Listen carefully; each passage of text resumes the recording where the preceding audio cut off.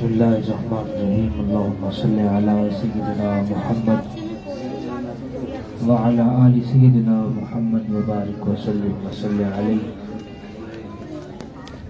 یا رسول اللہ انظر حالنا یا حبیب اللہ اسمع قولنا اننی فی بار حم مغرقون خذ یدی سہلنا اشکالنا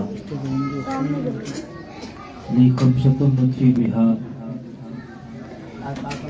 حر الوباء الخاتمہ المصطفیٰ والمرتضیٰ مدنہما والحاتمہ ما بعدهم من نسلهم قد جاءني من قبلهم العابد والباكر والجاكر والكاذبا ثم الرضا ثم التقي ثم النقي ثم السري ثم مادي هاديا حضرت امام الاخرہ. حاضرین محفل 11ویں شریف، اللہ رب العزت کا بے پناہ لطف و احسان ہے اس مبارک ترین ماہ مقدس کی یہ مبارک ترین گھڑیاں اس مالک نے ہمیں اپنے حبیب اور حبیب کی آل پاک اور اس امت کے اولیاء کاملین کی یاد اور محبت میں گزارنے کی توفیق بخشی ہے. یہ ماہ مقدس رجب المرجب کا انتہائی بابرکت اور بہت سی نسبتیں اپنے اندر سمیٹے ہوئے بالکل اپنے آخری ایام میں ہے، آخری لمحات میں ہے. اس ماہ مبارک کی جو سب سے اہم ترین چند چیزیں ہیں، سب سے پہلے تو اس میں 13 رجب المرجب کو حضور سیدنا و سندنا آقائنا و مولائنا آقائے نعمت جد السادات وسیع رسول اخی رسول ولی کبریاء زوج بطول حسنین کریمین علیہ السلام کے پیارے بابا جان سرکار سیدنا غازی عباس علمبردار کے والد گرامی، تمام سلاسل طریقت کے بانی اور سرخیل اور مؤسس حضور سیدنا علی کرم اللہ وجہ الکریم کا یوم ولادت ہے. اس کے بعد اس سے بھی بڑی جو ایک سب سے بڑی اس ماہ مبارک کی سعادت ہے وہ 27 رجب المرجب کی بابرکت جو رات ہے، اس میں حضور آقائے کل عالمین محبوب رب العالمین آقائے علی المرتضیٰ بابا سیدہ زہرا سلام اللہ علیہا نانائے حسنین کریمین مقتداء پیشوائے انبیاء و مرسلین حضرت محمد مجتبی احمد مصطفیٰ صلی اللہ علیہ وآلہ وسلم، آپ کی مبارک ذات کو اللہ رب العزت نے ایک مبارک ترین سفر سے سرفراز فرمایا، اور وہ سفر مبارک اور فیام میں معراج شریف کہتے ہیں، جو کل رات آنے والی ہے، کل مغرب کے بعد جو رات شروع ہونے والی ہے وہ رات حضور کی معراج کی رات ہے. اور یہ معراج اپنی نوعیت کی سب سے الگ معراج ہے. نبی دو عالم صلی اللہ علیہ وآلہ وسلم بظاہراً اس امت میں جب تشریف لائے تو وہ لبادہ بشریت میں تشریف لائے.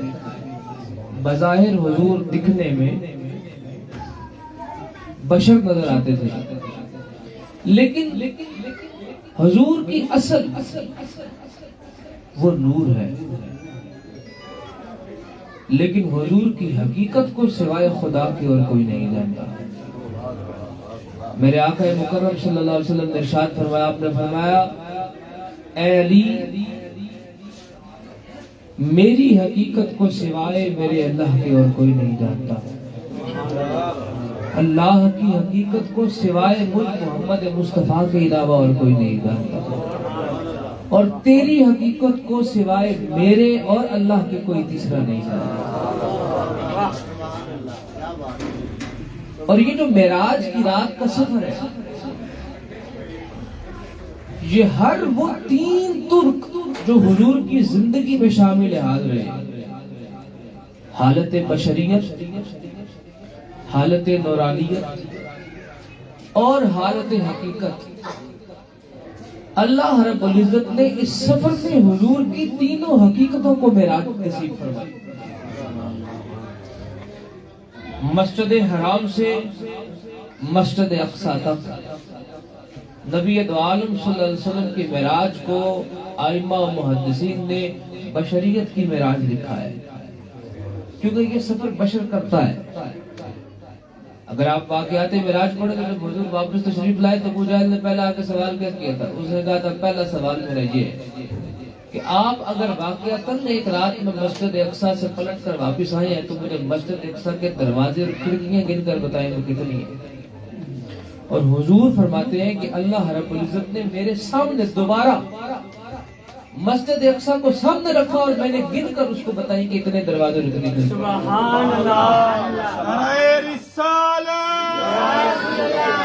اور اس پر بشریت کا مزاج کی دلیل کیا ہے کہ ابو جہل نے اس کی تائید کی، اس کو تسلیم کیا۔ اس کا معنی ہے کہ وہاں تک بشر کی رسائی ممکن ہے۔ اب جب وہ وہاں پر گئے، یہاں تک تو بشریت ہے، پھر وہاں سے حضور سدرۃ المنتہا تک تشریف لے گئے۔ سدرۃ المنتہا تک پہنچنے تک کا مقام جو ہے یہ حضور کی نورانیت کا سفر ہے۔ اب انسان خلا میں تو جاتا ہے، انسان کا دعویٰ بھی ہے کہ وہ چاند تک پہنچا ہے، اس میں سچائی کتنی ہے اس کے اوپر بھی ابھی سائنس جو ہے وہ محو اضطراب ہے کہ کیا یہ سچ بھی ہے کہ نہیں ہے، کیونکہ اس کی بہت ساری چیزیں ہیں کہ بعض حضرات کہتے ہیں کہ چاند جو ہے وہ زمینی سطح جیسا نہیں ہے، وہ آسمانی سطح جیسا نہیں ہے، وہ ایک فزکس میں ایک ٹرم استعمال ہوتی ہے، اس کو پلازما کہتے ہیں کہ نہ مٹی نہ پانی، جیسے گدلا جگہ نہیں ہوتی، گدلی سی جگہ مٹی گارا جس کو آپ کہتے ہیں، وہ ویسی جگہ ہے، وہاں پر جھنڈا نہیں لگ سکتا، وہاں پر ہوا نہیں ہے، وہاں انسان پاؤں نہیں رکھ سکتا۔ ابھی یہ بحث مباحثہ چل رہا ہے، لیکن انسان خلا تک پہنچا، سیٹلائٹ پہنچی، یہ جو آپ کے گھروں میں سگنل آتے ہیں اس موبائل میں یا ٹی وی پہ آپ دیکھتے ہیں، یہ سب چیزیں سیٹلائٹ سے آتی ہیں۔ انسان خلا تک پہنچا لیکن آسمان کی پہلی سرحد کو بھی نہیں چھو سکا ابھی انسان۔ لیکن حضور فرماتے ہیں کہ وہ حضور کہاں سے کہاں پہنچے، زمین سے چلے 7 آسمانوں سے بلندتر مقام سدرۃ المنتہا۔ سدرہ کہتے کس کو ہے؟ ایک بیری کے درخت کو۔ اکثر بزرگ فرمایا کرتے ہیں، فرماتے ہیں یہ جو فقیروں کے آستانوں پر بیری کے درخت نظر آتے ہیں نا، یہ جبریل کے مقام ہوا کرتے ہیں، یعنی کہ یہاں بیٹھ کر وہ کلام، وہ گفتگویں، میں اپنے حضرت صاحب کی مثال آپ کے سامنے عرض کروں۔ حضور سیدی حضور خواجہ پیر محمد کرم صاحب جب آپ تشریف لے گئے منگانی شریف آستانے پر تو وہاں بور کا درخت ہوا کرتا ہے۔ فقیروں کی رہنے کی جو مسکن ہوا کرتے ہیں شروع میں، وہ ہمیشہ آپ دیکھیں پرانے جنگلات میں کسی نہ کسی درخت کے نیچے، سائے کے نیچے، یہ جو پیغام بر ہوتے ہیں نا، پیغام دینے والے، کیونکہ جبریل بھی تو پیغام بر تھا نا، کس کا پیغام بر تھا؟ اللہ کا۔ کس کی طرف پیغام لاتا تھا؟ رسولوں کی طرف۔ یہ جو پیغام بر ہوتے ہیں ان کی درختوں کے سایوں کے ساتھ ایک اچھی نسبت ہوتی ہے۔ حضور وہاں تک پہنچے، یہ مقام نورانیت ہے۔ کیوں؟ کیونکہ جبریل کیا ہے؟ جبریل نور ہے، دکھنے میں بھی نور ہے. وہ الگ بات ہے کہ مصطفیٰ کی خدمت کے لیے کبھی نہ کبھی کسی نہ کسی صحابی کی شکل میں آ جایا کرتے تھے, لیکن حقیقت کیا ہے ان کی؟ نور. اصل کیا ہے؟ نور. ظاہریت کیا ہے؟ نور. جبریل تینوں حقیقتوں میں نور ہے, لیکن حضور ہمیں سمجھانے کے لیے جب تشریف لائے تو بالعبادہ بشریت میں تشریف لائے. لیکن اب معراج کا سفر جب شروع ہوا, مقام سدرۃ المنتہا تک حضور پہنچے, یہ سفر نورانیت کا ہے. کیوں؟ کیونکہ جبریل ساتھ ہیں حضور کے. اب جب مقام سدرۃ المنتہا تک پہنچے, اگر یہ کہا جائے کہ اس سے اگلا سفر بھی نورانیت کا تھا, تو پھر سوال یہ پیدا ہوتا ہے کہ جبریل ساتھ کیوں نہیں گئے؟ اگر سدرۃ المنتہا سے اگلا بھی سفر حضور کی نورانیت کا ہی سفر تھا, تو پھر سوال تو یہ پیدا ہوگا کہ جبریل امین ساتھ کیوں نہیں تشریف لے کر سے آگے؟ وہ بھی تو نور تھے. اور وہ ایسا نور ہے تو بھی حضور فرماتے ہیں کہ اگر اس روئے زمین پر جنت سے ایک غلمان یا ایک حور اپنی اس چھوٹی انگلی کے ناخن کو آسمان سے نیچے لٹکائے, آسمان سے نیچے کرے روئے زمین پر, حضور فرماتے ہیں پوری دنیا کی روشنی اور چاندنی جو ہے وہ ماند پڑ دے, اس کا اتنا ہوش ہے. اور جبریل تو ان سب کا سردار ہے, وہ اتنا نور ہے. اس سے آگے جب حضور گئے, اس کا معنی کیا ہوا؟ زمین سے زمین تک کی معراج حضور کی معراج بشریت ہے. زمین سے مسجد اقصی سے لے کر سدرۃ المنتہا تک کا مقام نورانیت ہے, معراج نورانیت ہے.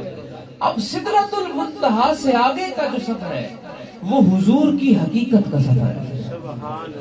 اور وہ حقیقت کیا ہے کہ جس کے بارے میں حضور نے خود فرمایا کہ میری حقیقت کو سوائے میرے اللہ کے اور کوئی شخص جان سکتا نہیں. کہنے والوں نے بہت کچھ کہا, لیکن یہ تو عقدہ جو ہے یہ کب کھلے گا؟ یہ بروز محشر کھلے گا. کیسے کھلے گا؟ دیکھیں آپ جتنی بھی آیات غیر محکمات ہیں, کچھ آیات محکم ہوتی ہیں جس کا معنی میں رد و بدل بھی آپ نہیں کر سکتے. وہ منہن عقیدہ آتا ہے, مثال کے طور پہ الحمدللہ رب العالمین, اس کی اب آپ کوئی تعویل نہیں کر سکتے. تمام تعریفیں اللہ کے لیے, بات سیدھی سیدھی, اس کو محکم آیت کہتے ہیں, پکی آیت.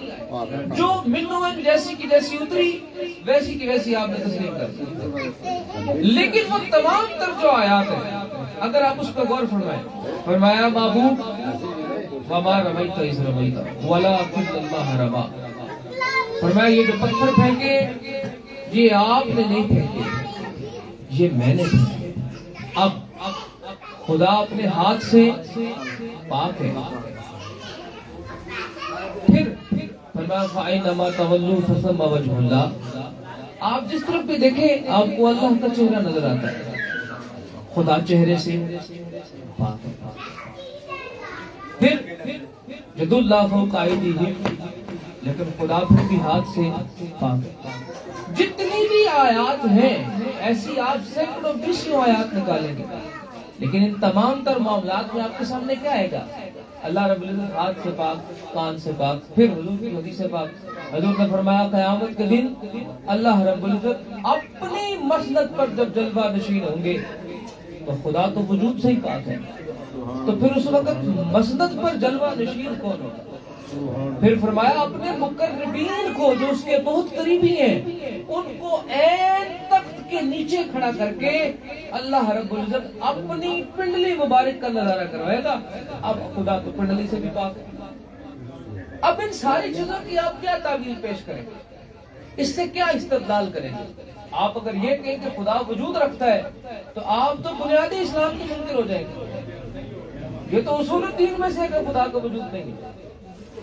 لیکن یہ تمام تر امر جو خدا کر رہا ہے, خدا کیا فرماتا ہے؟ فرماتا ہے اے محبوب یہ تیرا ہاتھ نہیں ہے, یہ میرا ہاتھ ہے. اس کا معنی کیا ہے کہ وہ ہاتھ دراصل جو مصطفیٰ کا ہے وہی قدرت کا ہے. وہ تخت جس پر مصطفیٰ کریم صلی اللہ علیہ وسلم براجمان ہوں گے, اور خدا فرما رہا ہے کہ میں بھی اپنے تخت پر براجمان ہوگا. خدا تو براجمان ہوگا, نظر کسی کو نہیں آئے گا, لیکن وہ اپنی قدرت کاملہ ساری کی ساری ظہور کس میں کرے گا؟ مصطفیٰ کریم صلی اللہ علیہ وسلم. وہ ہاتھ جس نے بیعت رضوان میں بیعت لی, فرمایا اے حبیب نیچے والا ہاتھ تیرا ہے, اوپر والا ہاتھ میرا ہے تو وہ بھی مصطفیٰ کا تھا. ہاتھ تو وہ بھی مصطفیٰ کریم کا تھا, لیکن اللہ کیا فرما رہے ہیں؟ یہ ہاتھ میرا ہے. اب وہ ہاتھ جس کو خدا اپنا ہاتھ قرار دے رہا ہے, تو حقیقت کیا ہے کہ وہ قدرت کا ہاتھ وہی مصطفیٰ کا ہاتھ. سبحان اللہ. اس سے اگلی جو منازل ہے آپ دیکھیے نا, قاب قوسین او ادنی, اگر آپ تفسیر پڑھیں تو مفسرین نے کیا لکھا؟ قاب قوسین سے مراد کیا ہے؟ تیر کے اندر کمان کھینچنا, جس کو عرف عام میں حضرات نے یہ جو ابرو ہے انسان کا, اس کا انہوں نے کیا, اس سے تشبیہ دی اس کی.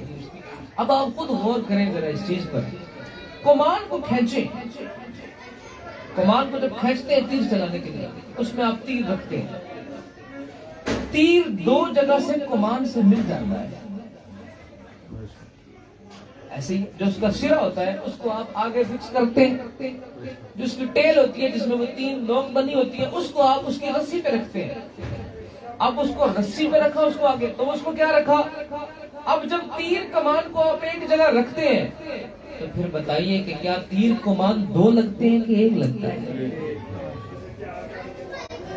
فرمایا اس قدر قریب ہو گئے. او ادنا قاب قوسین او ادنا, وہ جو قوسین کے مابین, یہ ان 2 ابروں کے درمیان یہ جو رستہ ہے, فرمایا اس سے بھی قریب تھا جب میں نے اپنے اللہ کو دیکھا. سبحان اللہ.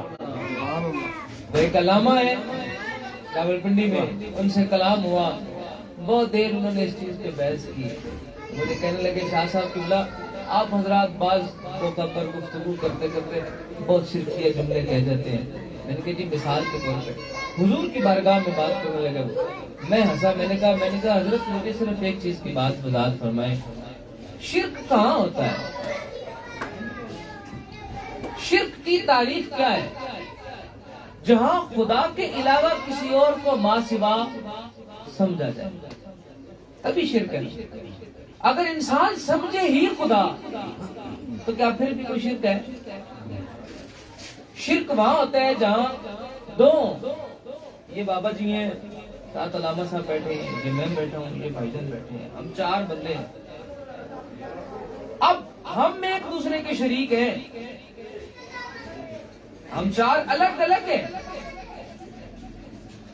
لیکن اگر ہو ہی انسان ایک, بندہ کہ میری تیری جیب سانجھی ہے, پھر بندہ کسی نال گلا کرتا ہے تو میری جیب سے پیسے کیوں کٹے؟ پھر آپ گلا کرتے ہیں کہ بھائی آپ جب یہ جوائنٹ فیملی ہوتی ہے جی, مشترکہ افراد رہتے ہیں, سارے بھائی اکٹھے, روٹی ایک جگہ پکتی ہے نا, تو کیا آپ نے دن میں باری لگائی ہوتی ہے صبح کی تو پکاڑی, راتی میں پکاڑی, شامی میں پکاڑی, ماما جدی اور سارے برات لا کے پیسے اکٹھے کرتے ہیں, ماما پکائی جاتی ہے. سبحان اللہ. کیا وہاں پر آپ کی تفریق ہوتی ہے؟ نہیں. جو گھر ہوتا ہے رہتے اس میں 4 بھائی ہیں, باہر تختی کس کے لگتی ہے؟ ان کے والد کی. گھر اندر 4 ہیں, باہر کیا ہے؟ 1 ہے. شرک وہاں ہوتا ہے جہاں 2 ہوتے ہیں. ہم نے خدا اور مصطفیٰ کو 2 مانا ہی نہیں ہے, شرک کیسے؟ سبحان اللہ. نعرہ تکبیر, نعرہ رسالت, نعرہ حیدری, نعرہ غوثیہ, تاجدار ختم نبوت, تاجدار ختم نبوت. شرک تو تب ہوگا, حدیث قدسی میں نہیں ہے فرمایا واللہ یعطی وانا قاسم, فرمایا وہ مجھے عطا کرتا ہے, میں تقسیم کرتا ہوں. اب عطا مالک کی ہے, تقسیم سرکار کر رہے ہیں. بظاہر نہ آپ ایک چیز پہ غور فرمائیں, میں اکثر ہمیشہ کہتا رہتا ہوں,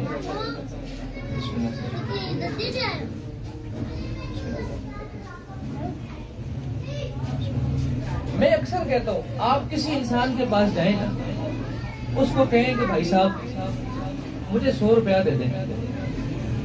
اکثر ہمارے دوست اعتراض کرتے ہیں تو بعض حضرات اس چیز کو سمجھتے نہیں ہیں, معترض ہوتے ہیں. فلاں شخص داتا صاحب چلا گیا, ادھر جا کے اس نے جی بیٹا مانگنا شروع کر دیا. وہ کہتے ہیں جی مجھے بیٹا داتا صاحب نے دیا. فلاں شخص نے اس مد میں شرک کر دیا. فلاں شخص وہاں پہ گئے جو اس نے سر کو جھکا کے بیٹھے سجدہ کر دیا.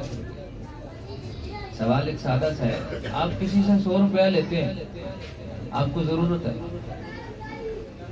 آپ دوسرے بندے کو کیا بتائیں گے کہ مجھے 100 روپیہ کس نے دیا ہے؟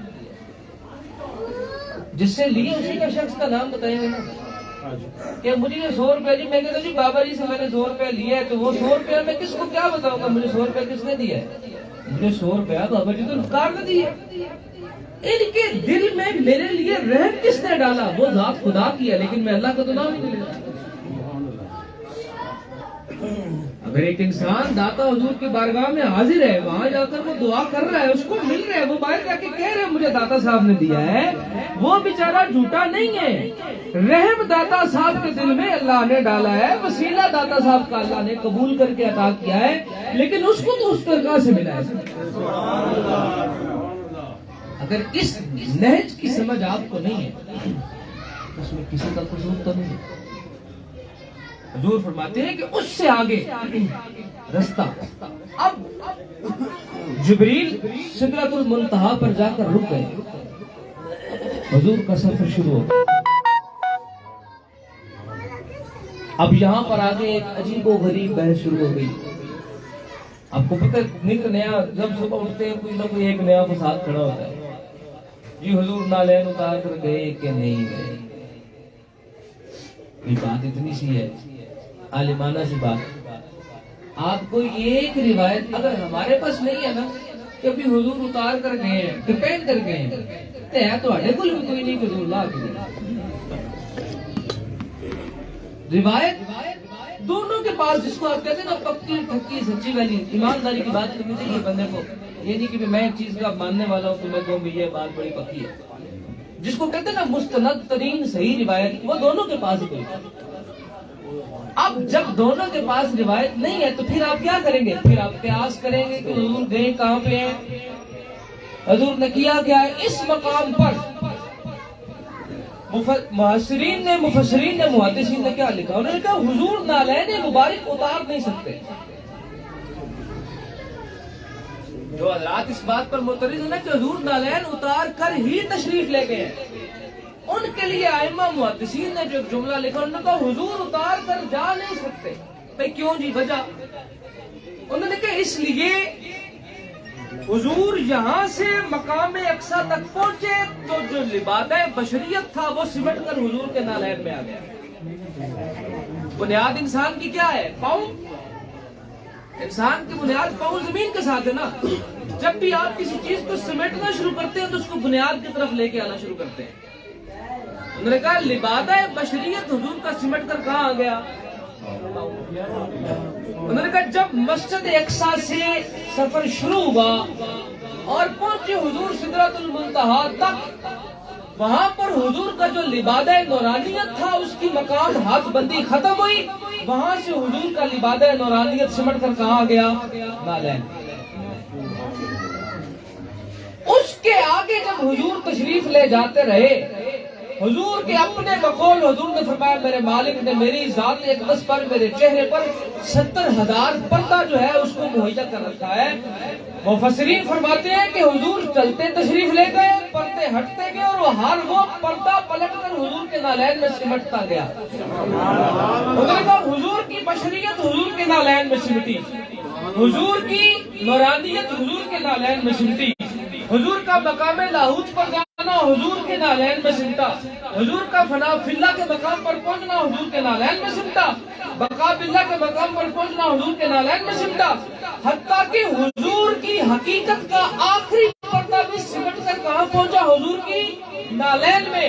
وہ کہتے ہیں اگر حضور اپنی نالین مبارک اتار کر عرش پر جاتے وہ تمام کے تمام پردے ختم ہو کر دنیا کو یہ عیا ہو جاتا کہ خدا بھی یہی ہے, مصطفیٰ بھی یہی ہے.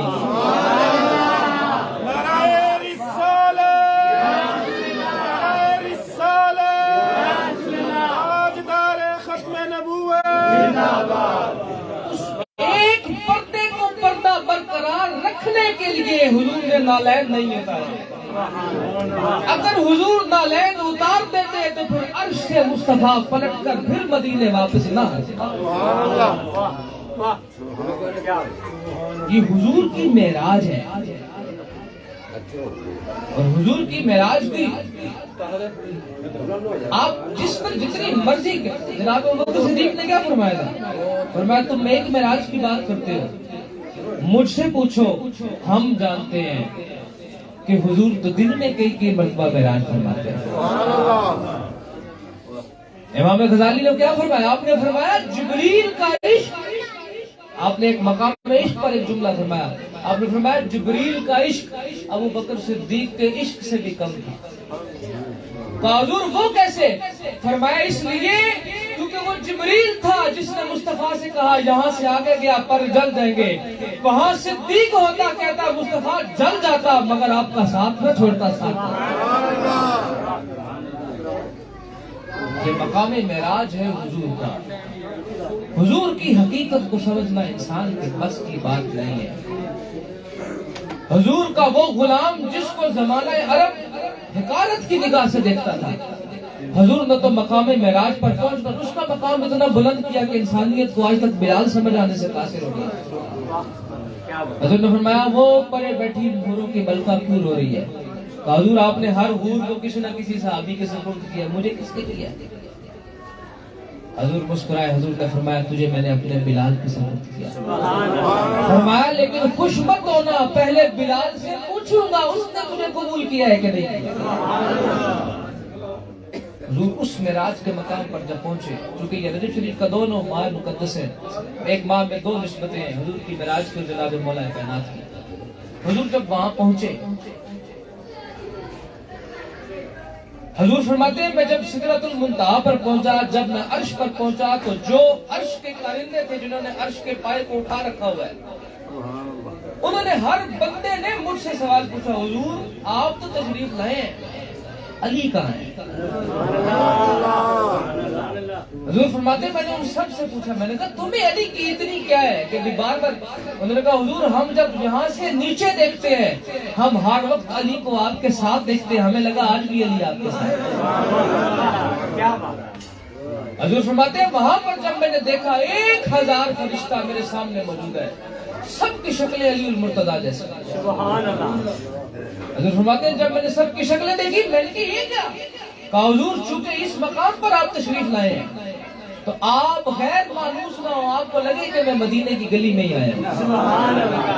تو یہ ساری اللہ نے علی کی شکل پر فرشتوں کی شکلیں بنا رکھی ہیں, کیونکہ یہاں کے لوگ بھی جتنے زمین کے لوگ علی کے مشتاق ہیں, آسمان کے لوگ بھی علی کے مشتاق ہیں. فرشتے ان کی شکل دیکھ کر علی کی زیارت کرتے ہیں, نیچے والے لوگ علی کی شکل دیکھ کر علی کی زیارت. اکابرین نے 2 روایات لکھی ہیں. فرمایا کہ جب پردہ خداوندی سے جو آواز آئی, جو آواز سرکار نے حضور کے ساتھ اللہ کے ساتھ کلام کرتے ہوئے سنا, فرمایا ان میں سے 2 شخصیات میں سے کسی ایک کی آواز تھی. بعض نے لکھا کہ وہ آواز جناب سیدنا ابوبکر صدیق کی تھی, بعض نے کہا کہ وہ آواز جناب حیدر کرار کی تھی. یہ حضور کے ساتھ انسیت کا ایک تعلق ہے. پھر حضور مولا کائنات کے بارے میں نبی دو عالم صلی اللہ علیہ وسلم جب واپس تشریف لائے نا زمین پر, حضور نے صحابہ کو بلایا, فرمایا میں نے تمہارا فلان جگہ پر مال دیکھا ہے, میں نے تمہارا فلان جگہ پر مال دیکھا ہے, میں نے تمہارا فلان جگہ.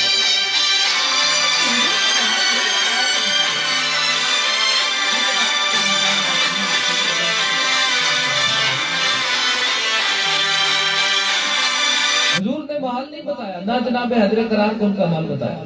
سیدہ پاک حضور کی بارگاہ میں تشریف لے گئے, فرمایا ابا جان اپنے سب کو مال بتائیے. میری اماں جان کا بھی مال بتایا ہے کہ یاقوت اور ہیرے جواہرات سے مزین محل ہے میری والدہ کا, میرا کہاں ہے؟ حضور مسکرائے.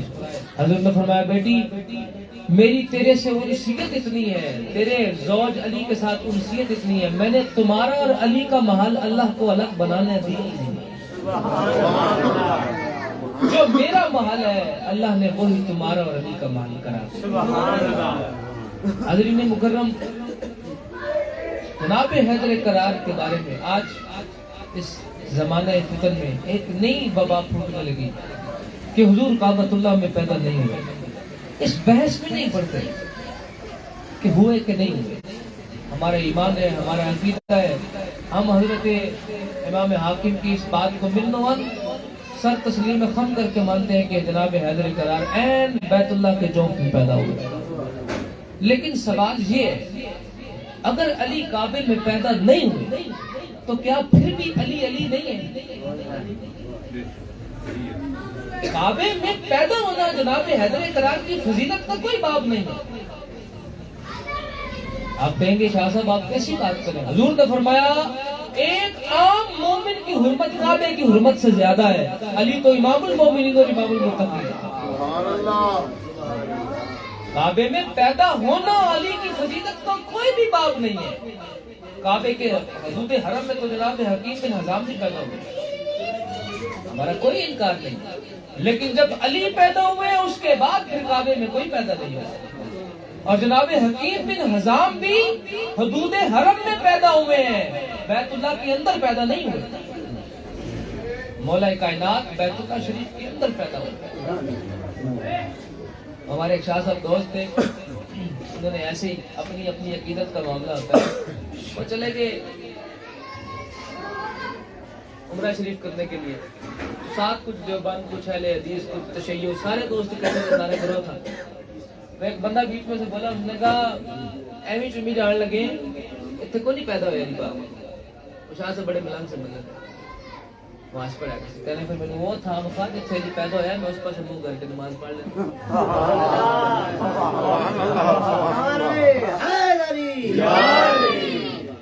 یہ تو انسان کی عقیدت اور عشق بن لے.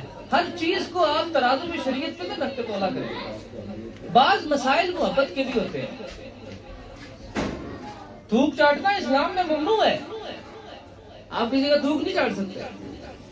پیرا کو دم کراتے ہو تو اکثر میں نے مشاہد کو دیکھا ہے وہ تھوک پھینکتے ہیں. وہاں سے کیوں نہیں بھاگتے آپ؟ کہ آپ کے لیے تو آپ کا شیخ ہے نا, میرے لیے تو آپ کا شیخ نہیں ہے. میرا شیخ میرے لیے شیخ ہے, آپ کے لیے تو ایک عام آدمی ہے. آپ کیوں نہیں اعتراض کرتے میرے پہ؟ شاہ صاحب اتنی کی کرتا ہے. حضور نے فرمایا پیشاب کپڑے کو لگ جائے کپڑا ناپاک ہو جاتا ہے. کیا صحابیات نے حضور کا مبارک جو ہے وہ پیشاب مبارک نہیں پیا؟ آپ اس کو کس نہج میں, شریعت کے تقابل میں, مزاج میں دیکھیں. حضور وضو فرمایا پانی زمین پر نیچے گرنے نہیں دیا. حضور نے لعاب دان شریف اس طرح زمین کی طرف اچھالا, صحابہ نے اس کو نیچے نہیں کرنے دیا. آپ اس کو کیا شریعت کے تقاضوں پر دیکھیں گے تو معاذ اللہ صحابہ پر کیا فتویٰ لگائیں گے. لیکن حضور نے پھر جب جس نے محبت کی انتہا کی, ہم ہمیشہ شروع سے سنتے رہے ہیں جی الامر فوق الادب, بھئی حکم ہو گیا بھی سب تو بڑا ادب ہے. یہ حکم ماننا سب سے بڑا ادب ہے. مولا نے تو صلح حدیبیہ میں سرکار کو حکم کوئی نہیں مانا.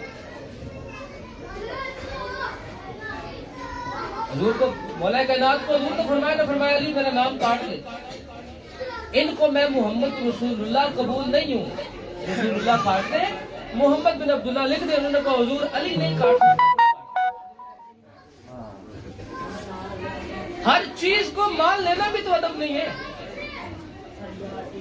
حضور نماز پڑھا رہے ہیں, صرف حضور اور مولا کائنات ہے.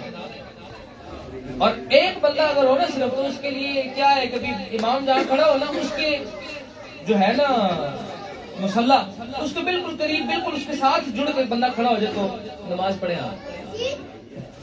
حضور نے مولا کائنات کا ہاتھ پکڑا, آگے کیا, مصلی کے قریب آئے. جناب حیدر کرار نے اپنے پاؤں پیچھے گھسیٹے اور مصلی سے پیچھے آئے. ایک بندہ نماز پڑھا, پھر کیا, پھر واپس. جب نماز پڑھ کے حضور نے فرمایا علی میں تجھے ساتھ ساتھ کھڑا کرتا ہوں. کہا حضور علی یہ سوچ بھی نہیں سکتا کہ مصطفیٰ کریم کے ساتھ کھڑا ہو. یہ دائرہ ادب ہے. میں ہمیشہ سے آپ سے کہتا ہوں کیونکہ ہم صاحبان طریقت ہیں.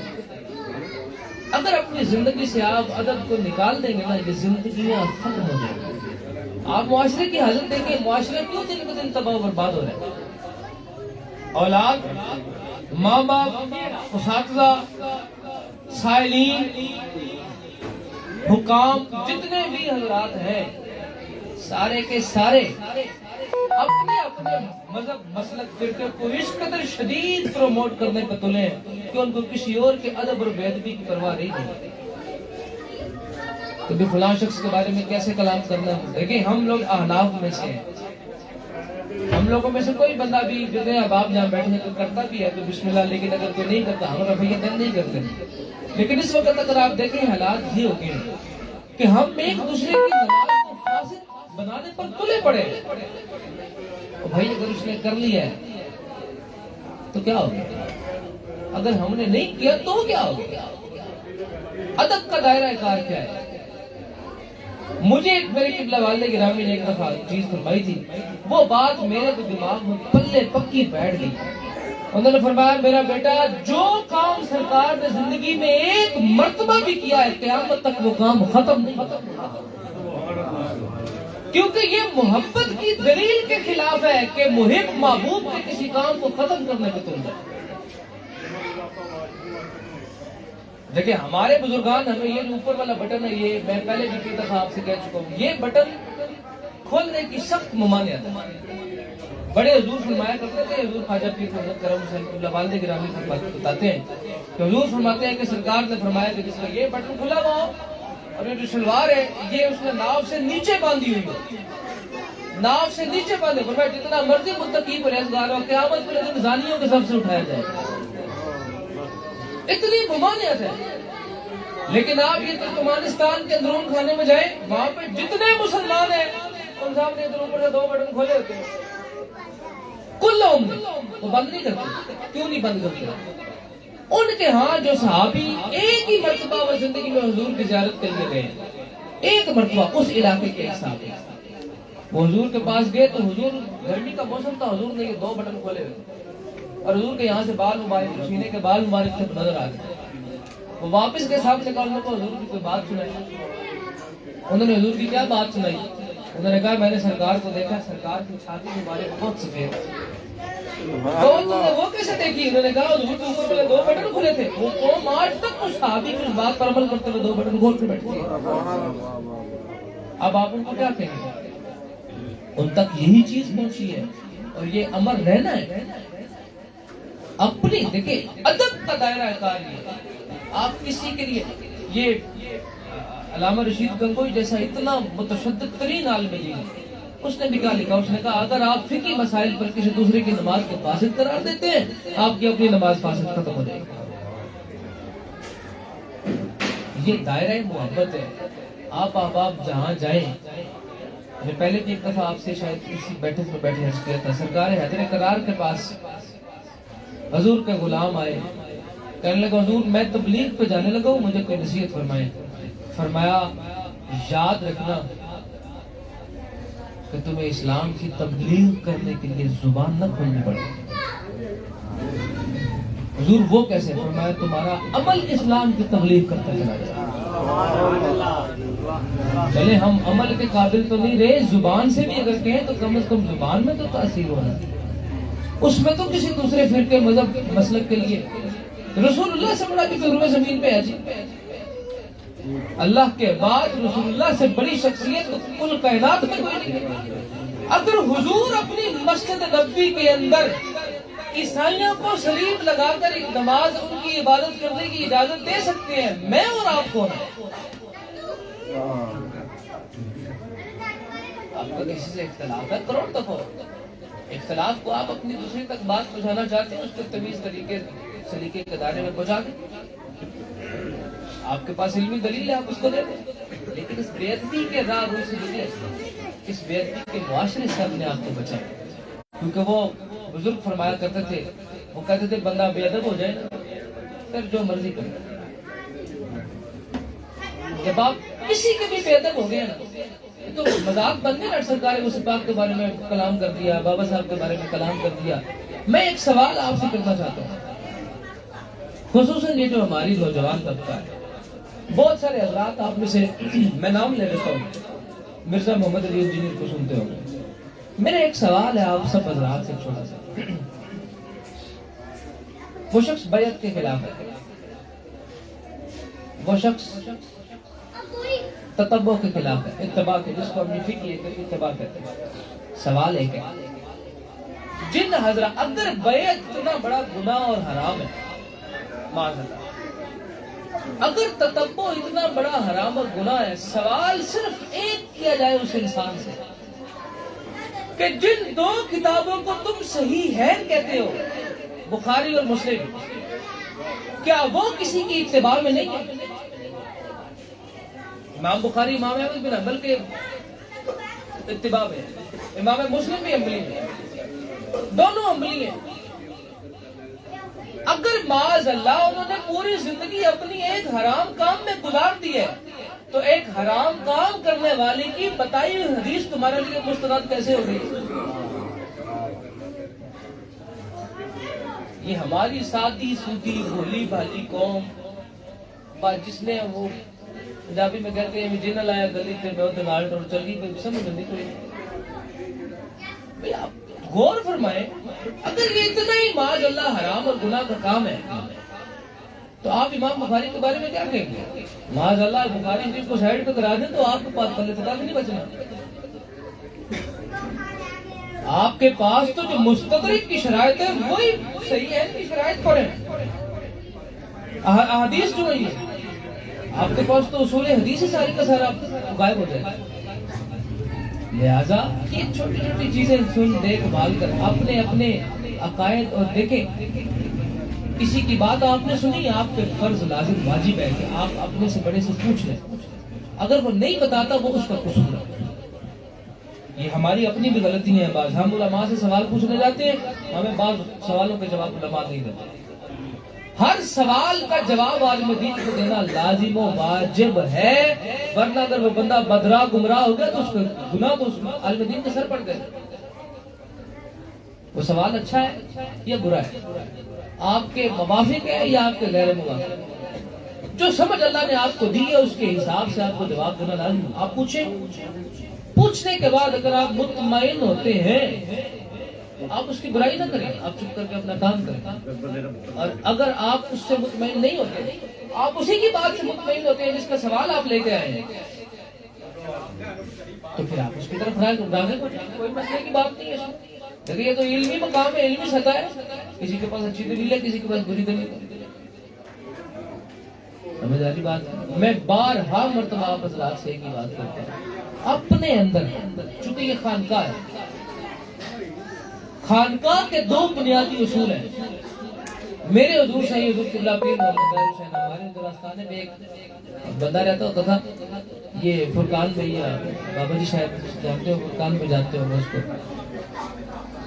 شاہی حضور کا وہ پھمڑ اس کو کہتے ہیں، اس کو جناب نے نکال دیا آدھی رات۔ اس کی حرکات ہی ماشاءاللہ سے ایسی تھی، 15-20 دفعہ اس کو بھاگا، پھر واپس آیا، پھر واپس آیا، جناب نے اس کو رات کو نکال دیا۔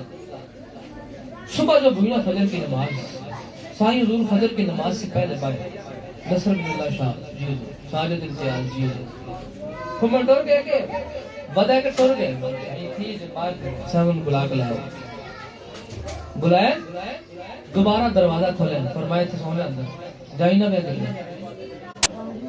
ہم بڑے حیران ہوئے، رات کو سخت جلال کی حالت، اور بھومن صاحب کو آٹھنے کے کچھ دیر تک تو کسی نہ تیون فرماتے ہیں، رات کو جب میں مطالعہ کر رہا ہوں تو اس میں خانقاہ کا ایک معنی میرے سامنے سے گزرا ہے کہ حضور ابو الحسن خرقانی فرماتے ہیں کہ خانقاہ اس کو کہتے ہیں کہ جہاں پر اس بندے کو پناہ دی جائے جس کو سارا زمانہ دھتکار دے۔ حضور فرماتے ہیں کہ بھئی اے نوتے میں بات کرنے لگا ہوں کہ ایسے ہستے تھے بڑی تھا۔ ایک بات خانقاہ میں ہر اس کو بڑھے، یہ اکثر لوگ کہتے ہیں داتا صاحب پنگی ترسیب پھرتے رہتے، داتا صاحب کا یہ حوصلہ ہے نا کسی نے خالد پہ نہیں کر دے۔ وہ کسی نے پتہ نہیں کون آدمی ہے لیکن اس کی تعریف بڑی مشہور، اس نے کہا ہمارے تھے بزرگ، اللہ ان کو اعلیٰ عرفہ مقام دے، ڈاکٹر محمد نواز صاحب، وہ اس کے پاک کی محفل آئی نا تو ایک بندہ نے دماغ ڈال دی شروع کی، اس کے کپڑے پھٹ گئے، اس کا جسم نظر آنا شروع ہو گیا، اور صبح گئے نا تو وہ جو دوسرا تھا وہ کسی اور مسلک سے تھا، اس کا تعلق وہ کہنے لگے ڈاکٹر صاحب اپنے بندے کو سمجھاؤ، بندے نے کپڑے پاٹ دیتے تھے جسم نے تو شروع ہو جاتے انکل ہس پڑے کہنے لگے کمڑیا تو کروں جسم ویکھن گیا تیرو جسم دسدا سی خدا ویکھن دسدا۔ یہ تو آپ کی مجھے اپنے حضرت صاحب کا جملہ بھولتا ہی نہیں ہے، ہر موضوع اور موقع پر بڑے حضور سیدی پیر محمد مدعو حسین آپ نے فرمایا میرا پتر لڑن مرن دی کسی نال لوڑ ہی کوئی نہیں، فرمایا جس کا جتنا دیتا ہے اس کا اتنا عقیدہ ہے، فرمایا بندے نو سمجھ ہی کوئی نہیں ہے مرنا کس کا، جس نے جتنا سرکار کو دیکھا مانا ہے اس نے اپنا مان لیا، جس کو جتنی سرکار کی سمجھ آئی اس نے مان لیا، اب جس کو غوث پاک کی سمجھ ہی نہیں آئی اس کو آپ کیا منوائیں گے بغیر بھی کیا ہوتی ہے۔ یہ تو آپ عمر شریف کتنا بڑا ایکٹر تھا، آپ اس کا انٹرویو دیکھیں، اس نے اپنے انٹرویو میں بتایا، اس نے کہا میرے جسم کے مسام بند ہو گئے، مجھے ڈاکٹر نے کہا تم مرنے والا قریب آ گئے، اس نے کہا میں سویا ہوں بالکل غنودگی میں بے ہوشی میں ہوں، کہتے میرے خواب میں سرکار کو سے پاک تشریف، یہ ہمارے سامنے ان کی زندگیاں اور ہیں، کسی کو ظاہر دیکھ کر اس کے اوپر آپ فتویٰ نہ چڑھے۔ اس نے کہا مجھے سرکار کو سے پاک کی ضرورت، میں کہا حضور میں تو مرنا لگا، اجے تو میرا کام کا پیک کا ٹائم آیا کہ میں مرنا لگا، آپ نے فرمایا اٹھ 1 کلو چاول میری 11ویں دستار، اس نے خود سنایا 1 کلو چاول میری 11ویں کا بکاؤ، اس کو بڑھاتا چاہیے، وہ جب مرا تو اس کے گھر میں 210 دیگیں پکڑی ہیں 11ویں، نے کہا میں ہر مہینے، یہ جب اس نے کہا میں اس وقت کو 40-45 سال کی عمر میں تھا، اس نے کہا پھر میں نے مجھے اللہ نے پیسے دیے، پھر میں نے کلو نہیں، پھر میں نے دیگ سے شروع کیا تھا، اس نے کہا مجھے زندگی سرکار کو پاک کے توسل سے ملی، جس کو سمجھ ہی کوئی نہیں آئی، اس نے کیا اس کے بارے میں آپ نے کیا بحث کرنی ہے، جس نے نہیں نہ مانا اس کو آپ منوا سکتے بھی کوئی نہیں ہے۔ اللہ نے قرآن میں فرمایا محبوب یہ تیرے صحابہ مل کر پوری دنیا کا مال اکٹھا کر کے بھی دینا، ان کو اسلام کی طرف نہیں لا سکتے جب تک میں نہ کروں۔ وہ آپ افتخار ٹھاکر کا انٹرویو سنے، اس سے پوچھا، اس نے کہا تجھے سب سے زیادہ تکلیف کس بات پہ ہوتی ہے، اس نے کہا جب لوگ مدینے میں جا کے جوتی پھینکتے ہیں نا، جب ٹھاک کی آواز آتی ہے نا مجھے بڑی تکلیف ہوتی ہے، ظالموں آئے کی طرف کر کے، جس کو سرکار کی جتنی سمجھ آئی اس نے مان لیا، اس کو سمجھ ہی نہیں آئی، نہ ماننے والوں نے خدا کو نہیں مانا، سرکار تو سرکار ہے، غوث پاک تو غوث پاک ہیں، ہمارے مشائخ تو مشائخ ہیں، بزرگان تو بزرگان ہیں۔ وہ حضرت علامہ عمر عشقی صاحب رحمۃ اللہ علیہ، یہ آپ لوگوں کے لیے نئی بات ہوگی شاید کہ حضرت علامہ عمر عشقی رحمۃ اللہ علیہ کی بیعت صحبت حضور سیدی خواجہ حافظ بن محمد رحمۃ اللہ علیہ کے ساتھ، جو ہمارے دادا مشہور ہیں، وہ پاک وطن شریف گئے تھے، وہ پچھلی دروازے سے گزرے، باہر گاڑی میں بیٹھے واپس آنے کے لیے تھا، جب لاہور آنے کے لیے تو ساتھ ان کے ایک اور کو مولوی صاحب بیٹھ گئے، وہ کسی اور مسلک سے تھے، انہوں نے کہا مولانا صاحب کدھروں آ رہے ہو، پہچان تو لیا، اس نے کہا مولانا عمر عشقی ہے، اس نے کہا کدھروں آ رہے ہو، انہوں نے کہا میں بابا صاحب، اس کا بھی اسٹریٹ آپ کی آئے، انہوں نے کہا اس نے نا ایسے کر کے کپڑے سونگے، علامہ عشقی فرمانے لگے کیا سونگ رہے، اس نے کہا حضور نے حدیث پاک میں فرمایا ہے جو جنتی ہوگا اس کے کپڑوں سے خوشبو آ رہی ہوگی، تیرے سے کپڑوں سے تو خوشبو کوئی نہیں آ رہی۔ آپ مسکرایا، آپ نے فرمایا تمہارا مسئلہ یہ ہے تم نے حدیث پڑھی آتی ہے ہمیشہ، آپ نے فرمایا حضور نے فرمایا جنتیوں کو جنتیوں کے کپڑوں سے خوشبو آتی ہے، تو آپ مردود زخمی میرے کپڑے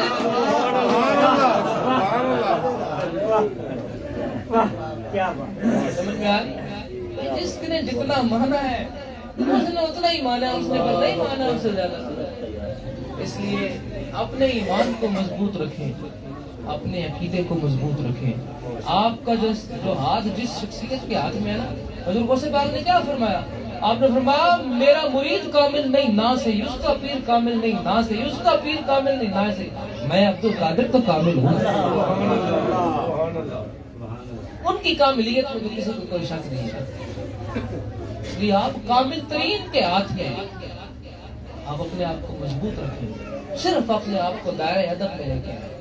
میرے سے آخری بات میں آپ کو سناؤں، دیکھیں بڑے لوگوں کی بڑی باتیں ہوتی ہیں، میرے حضور سیدی حضور خواجہ پیر محمد آپ نے فرمایا میرا پتر کدے کو گل سمجھ نہ آئے، پھر میں آپ کو مولوی صاحب بات کر دیتے ہیں بندے نہیں پلے پلی، آپ نے فرمایا یہ کبھی نہیں کہنا کہ یہ اس بندے نے جھوٹ بولا ہے. آپ نے فرمایا ہمیشہ یہ سوچنا کہ جو اس نے بات کی وہ میرے فہم سے اوپر ہے, مجھے سمجھ نہیں ہے. آپ حضرات ادب کے دائرے میں رہیں. کوئی بزرگ گزرے, مولا کائنات سے بھی کوئی پڑھے. حضور نے فرمایا علی تیری تکبیر اولیٰ کیوں رہ گئی ہے؟ فرمایا حضور میرے سے آگے آگے بوڑھا گزر رہا تھا, میں اس کو کراس کر کے گزرنا نہیں چاہا, حالانکہ وہ بوڑھا یہودی تھا. حضور نے اس موقع پر فرمایا جس نے میری امت کے بوڑھے کی عزت کی گویا اس نے محمد عربی کی عزت کی. اللہ رب العزت ہم سب کا حامی و ناصر ہو. لے آؤ رکھو بابا جی کے سامنے بیٹھے رہے آپ سارے حضرات بیٹھے گی. درود پاک پڑھیں, اس کو دربان کاٹتے ہیں, دعا مانگتے ہیں. اللہم صلی علی سیدنا و مولانا محمد. اللہم صلی علی سیدنا و مولانا محمد.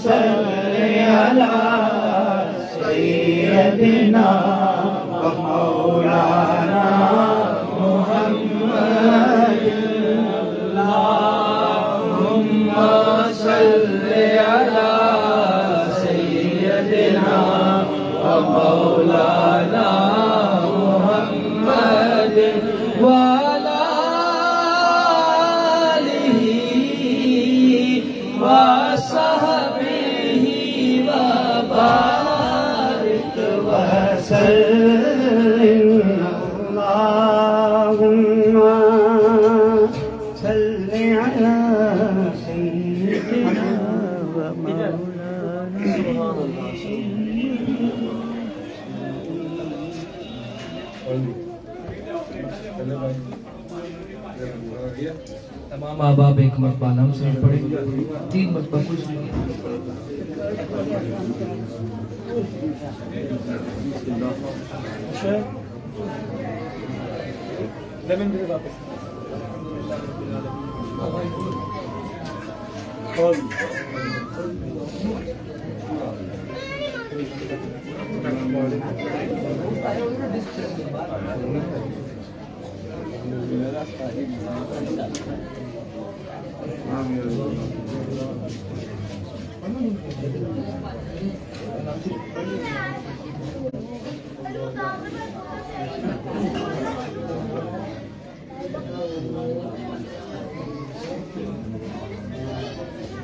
آمین. اللهم صل على سيدنا محمد وعلى آل سيدنا محمد وبارك وسلم وصل عليه.